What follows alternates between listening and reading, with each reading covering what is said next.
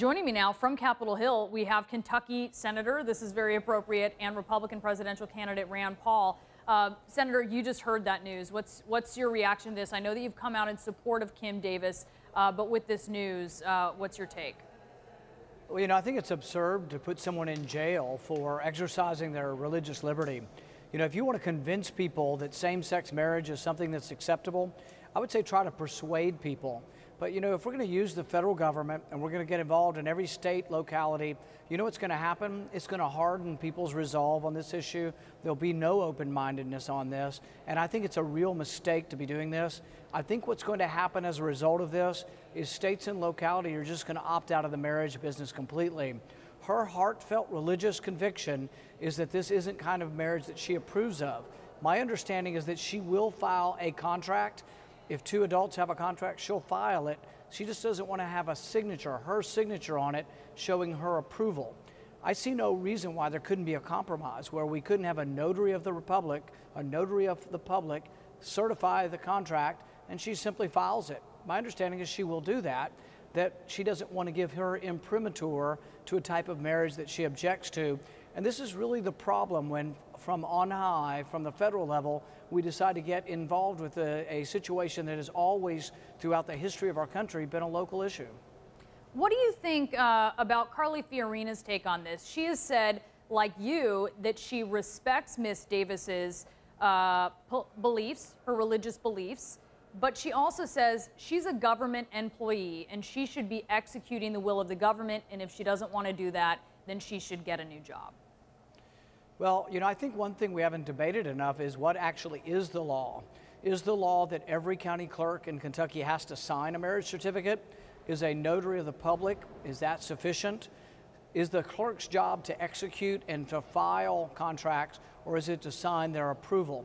I think there's a lot of different ways around this that don't lead to conflict, that lead to more time when people can try to persuade others of their opinion on what marriage should be. But I think this is a real mistake, and even those on the other side of the issue, those who want to support a new definition for marriage, I think it sets their movement back because it's seen as that the federal government's going to come in with bully force and here even with police power and incarcerate people who disagree or who still believe in the traditional notion of marriage. So I think this is a huge mistake, and it's a step back even for those who do want to redefine marriage.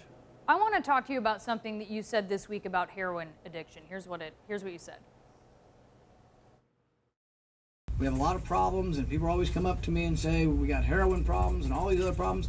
You know what? If you work all day long, you don't have time to do heroin. All right, well, that joke received by the crowd there, but this morning on CNN's New Day, your opponent, New Jersey Governor Chris Christie, said it was insulting, and he said that it's not facing the reality that addiction is a disease. What's your reaction to that? You know, the problem with short clips is it didn't carry the whole discussion, and I discussed at least 10 times in New Hampshire this weekend that I do believe we should treat the addiction, and we shouldn't really treat it as an incarceration problem. I'm not for locking up drug addicts. I am for rehabilitation. I'm also a lead co-sponsor of a bill with Senator Markey that would allow doctors who treat drug addicts to see more patients. Currently, there's a bizarre federal law that limits how many people who are addicted can be seen by one doctor. My bill would expand doctors' ability to treat addiction, but also include nurse practitioners and others who are certified in drug treatment. So no, you pick out a snippet of me trying to be funny and you don't listen, or the inclination is that, well, this is really what my position is on drug addiction. But if you listen to more of the speech, you'll find that my position is I think we should save money on incarceration and actually spend it on drug rehabilitation. All right, and Senator, as you know, this pledge, the loyalty pledge, this is all the buzz today in politics with your field. You have called Donald Trump a fake conservative. You said this week that if Trump wins the nomination, the GOP would suffer its biggest defeat since Barry Goldwater lost to Lyndon Johnson in 1964. Have you signed the loyalty pledge? And if Donald Trump were to be the nominee, would you support him? You know, I'll support whoever the nominee is, and I will sign the pledge. I signed a pledge when I ran for Senate because, frankly, you need all of the Republicans to come together. I do think Donald Trump would be a disaster for the country and a disaster for our party, and I think we'd suffer the worst defeat since 1964. The reason is I don't think you want a nominee that offends whole areas of the public, whole ethnic groups. If you paint with a broad brush and you want to say, well, most Hispanics are drug dealers and they're rapists and murderers, well, that's crazy talk, and that offends a whole segment of our population. I think most people who immigrated to this country are assets to our community and came here seeking the American dream, the same way my ancestors did. Are there some people who break the law? Absolutely. And should they be treated and punished? Absolutely. But the thing is I think painting with a broad brush that all immigrants are bad people is a terrible thing to say, and it's going to be a disaster for our party. I also think Trump is a fake conservative because he's not really supported any conservative notions. He's for raising your taxes. He's been for Obamacare, and he's also been for taking private property from small property owners and giving it to him. That's why he pays so much money for politicians, is so he can get them to take people's property through eminent domain, and then he absorbs it into his casino business. So I don't think there's anything conservative about Trump.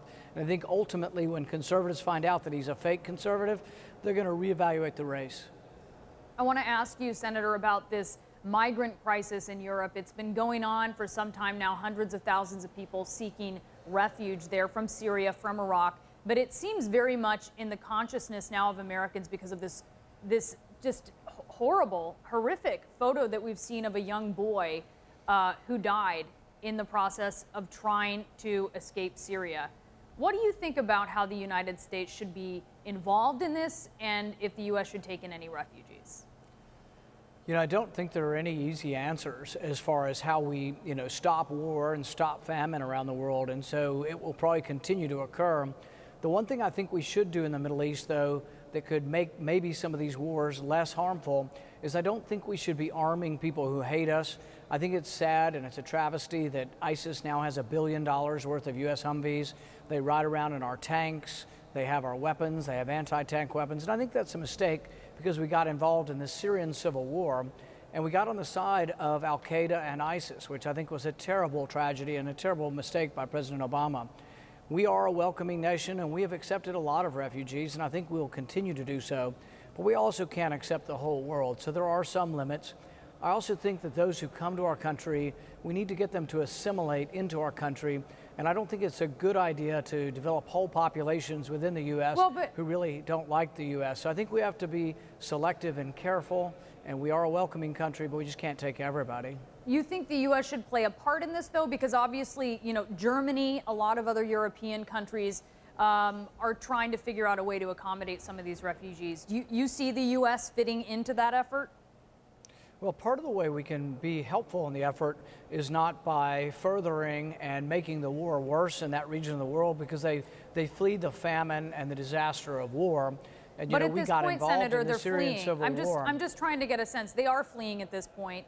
These refugees specifically at this point in time, where we know a lot of them are held up at certain parts of the border in Europe. Should the U.S. play a role in that, or should the U.S. be looking more to Europe to deal with this? Well, the people who live there will obviously have a bigger stake in accepting refugees, but we have been a very generous nation and we have accepted a lot of refugees. We've already accepted refugees from Syria. We accepted a lot from Somalia. But we've also run into some problems with accepting so many refugees that we take some of the people who could help rebuild the country. We did this with Iraq, where we won the war, but then we accepted 60,000 Iraqi refugees into our country, some of which wish us harm and have tried to attack us.